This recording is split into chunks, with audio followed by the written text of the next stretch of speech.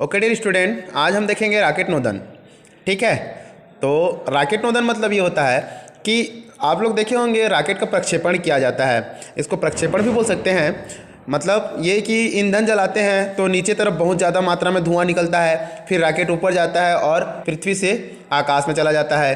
ठीक है, यह रॉकेट प्रक्षेपण होता है तो वह संवेग संरक्षण नियम पर आधारित होता है। इसके पहले हम लोगों ने पढ़ा था संवेग संरक्षण नियम क्या होता है। उसमें अगर कोई बाह्य बंधन लगाया जाए तो संवेग क्या होता है, संरक्षित रहता है। ठीक है, तो यहाँ देखिए मैं 3 रॉकेट बनाया हूँ। पहला रॉकेट जिसका द्रव्यमान m0 है, v0 है, मतलब ये स्टार्टिंग पोजीशन है, ये अभी रखा हुआ है, स्थिर है। इसको हम लोगों ने अभी यहाँ पे ईंधन उसका जलाया नहीं है। ठीक है, अब यहाँ पे दूसरा कंडीशन ये है कि यहाँ पे हम लोग रॉकेट को स्टार्टिंग में जलाने की कोशिश कर रहे हैं। उसके पश्चात बहुत सारी मात्रा में यहाँ पे धुआं निकलती है, माना कि DM गैस निकल जाती है।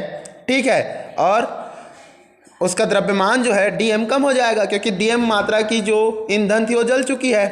ठीक है, तो उसका वेग भी क्या होगा, बढ़ेगा, v + dv। मतलब जितना जितना ईंधन जलते जाएगा उतना उसका वेग भी बढ़ते जाएगा।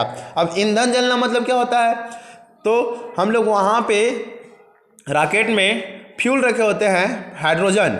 ठीक है, लिक्विड हाइड्रोजन रहता है, उसको जलाना रहता है। उसको जलाते हैं तो क्या होता है, उसमें धुआं निकलता है, और जो धुआं नीचे निकलेगा इधर बल लगाता है नीचे की ओर। ठीक है, जिसके कारण रॉकेट में क्रिया के विरुद्ध प्रतिक्रिया बल लगता है, और क्रिया के विरुद्ध प्रतिक्रिया बल लगने के कारण रॉकेट ऊपर की ओर जाता है।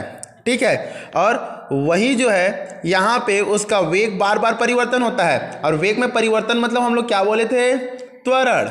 ठीक है, तो यहाँ F = क्या हो जाएगा, ma। नीचे जो बल लग रहा है F = क्या आ जाएगा, ma।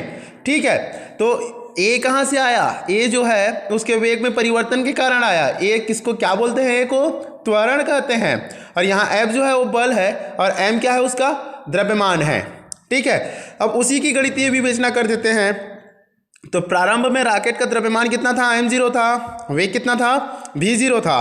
ठीक है, अब t + dt समय के पश्चात dm द्रव्यमान का गैस बाहर निकल गया, और उसका वेग कितना हो गया, v + dv हो गया।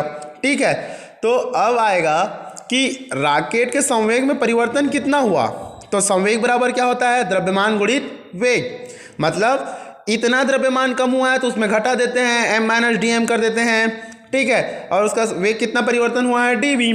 तो रॉकेट का जो वेग था वो dv था, तो हम लोग क्या किए, यहाँ पे द्रव्यमान गुणित वेग कर दिए। लेकिन हमारे पास जो गैस निकल रही है उसका वेग क्या है, u है। ठीक है, और कितनी मात्रा में गैस निकल चुकी है, तो आप लोगों को मैं अभी बताया, dm मात्रा में गैस बाहर निकल चुकी है। ठीक है, तो यहाँ dm गुणित u करेंगे, क्योंकि गैस के संवेग में परिवर्तन कितना होगा, dm × u होगा। ठीक, क्योंकि u गैस का वेग है। ठीक, अब हम लोगों ने संवेग संरक्षण का नियम पढ़ा था, प्रारंभिक वेग और अंत का वेग दोनों बराबर होता है। प्रारंभिक संवेग और अंतिम संवेग दोनों आपस में बराबर होते हैं। तो दोनों को बराबर कर देते हैं, उसके पश्चात dv का अलग अलग गुणा कर देते हैं, तो क्या आएगा, m × dv - dm × dv आएगा। फिर उसके पश्चात -dm × u आ जाएगा। फिर क्या होगा, तो देखेंगे यहाँ कि दोनों छोटी संख्याएं हैं, तो इन दोनों को गुणा करेंगे। जैसे कि यहाँ पे मैं बता रहा हूँ 0.1 × 0.1 करेंगे, मतलब 1/10 गुणित 1/10 करेंगे तो कितना आएगा, तो आप लोग खुद जान रहे हैं, 0.01 आएगा, मतलब 1/100 आएगा। देखिए 10 का यहाँ पे एक हिस्सा था, लेकिन यहाँ 100 पे एक हिस्सा मिल रहा है। मतलब ये हुआ कि छोटी संख्या को गुणा किए तो और छोटा संख्या प्राप्त हो गया हमको, और छोटा संख्या प्राप्त होने के कारण हम लोग इसको क्या कर लेंगे, नगण्य कर देंगे, इसको 0 मान लेंगे। ठीक है, तो क्या आ जाएगा, -dm × u। अब ये माइनस क्यों लिखा हुआ है, यहाँ माइनस क्यों लिखा है, यहाँ तो माइनस नहीं था। तो माइनस इसलिए लिखे हैं क्योंकि रॉकेट जो है ऊपर की ओर जा रहा है, और गैस जो है किधर आ रहा है, नीचे की ओर आ रही है। बात समझ में आ रही है। तो यहाँ पे mdv बराबर -dm × u लिखे। ठीक है, अब दोनों पक्षों में क्या करेंगे, dt का भाग दे देंगे। तो यहाँ dt दे दीजिए, यहाँ भी dt का भाग दे दीजिए।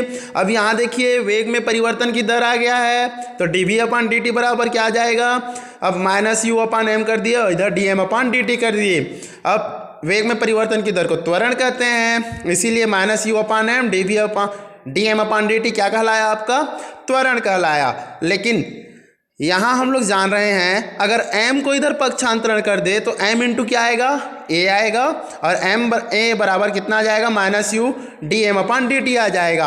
अब F बराबर ma, गति का द्वितीय नियम, ठीक है। तो F इज इक्वल टू क्या आ जाएगा? इतना आएगा। और यही प्रणोद का सूत्र है। प्रणोद मतलब ये बल होता है, और बल कितना लगेगा तो आप लोग खुद जान रहे हैं, गैस का वेग जितना ज़्यादा होगा उतना ही ज़्यादा बल लगेगा, और जितनी मात्रा में ईंधन जलेगी उतनी ही मात्रा में बल लगेगी, ठीक है। मोस्ट इंपॉर्टेंट क्वेश्चन है, याद कीजिए।